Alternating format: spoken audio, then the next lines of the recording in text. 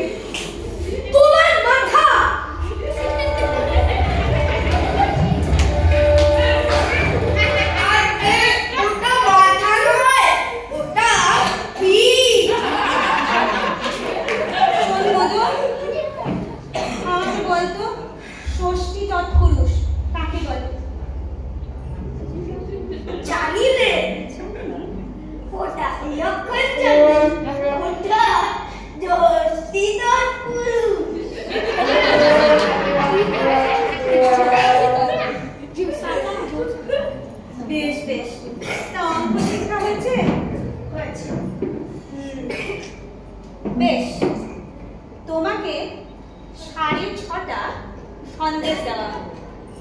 5 minute Sandesh খেয়ে যতটা বাকি থাকে তোমার ছোট ভাইকে দিতে হবে। কেমন? একটা সন্দেশ খেতে তোমার যদি 2 মিনিট সময় লাগে তাহলে ছোট ভাইকে কতটা সন্দেশ দেবে? একটাও না। কেমন করে সবগুলো খেয়ে ফেলবো? খেতে তো পারবো না। সন্দেশ খা। একটা বট গাছ প্রত্যহ 7 ইঞ্চি করে যদি বাড়ে, এবছর পয়লায় যেই বট গাছটা 10 ইঞ্চি উঁচু, ফের বৈশাখের পয়লায় সেটা কতখানি উঁচু হবে? যদি সে গাছ উঠে যায় তাহলে ঠিক বলতে পারবো। যদি বলা তাহলে মেপে দেখলেই হবে।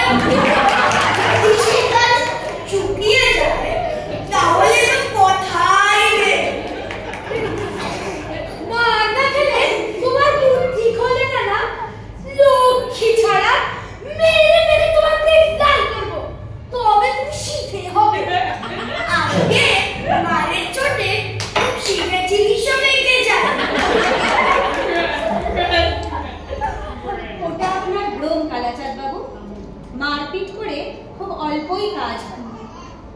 কথায় আছে গাধা পিটলে ঘোড়া হয়, কিন্তু অনেক সময় ঘোড়া পিটলেও গাধা হয়ে যায়। অধিকাংশ ছাত্রই কিন্তু পড়তে পারে, অধিকাংশ মাস্টার পড়াতে পারেন না, কিন্তু মার খেয়ে মরে বেচারা ছেলেটাই। আপনি বরং এক কাজ করুন, আপনার ওই বেত নিয়ে আপনি বরং প্রস্থান করুন। দিন কত কচুটানের পিঠটা জুড়ো, তারপর আমি ওকে পড়াবো। বাচ্চা গেল, বাচ্চা গেল মশাই। এ ছেলেকে পড়ানো মজুরের কর্ম, কেবলমাত্র ম্যানুয়াল লেবার। 30 দিন একটা ছেলেকে কুপিয়ে আমি মাত্র 5 টাকা পাই। সে মেহনতে মাটি কমাতে পারলেও দিনে 10 টাকা হয়।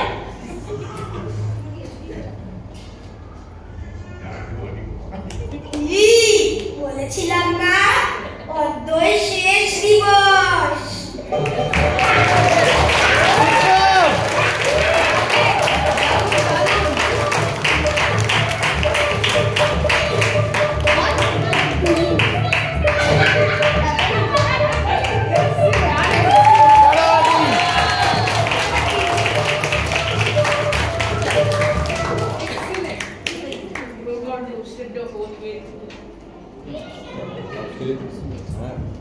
Okay.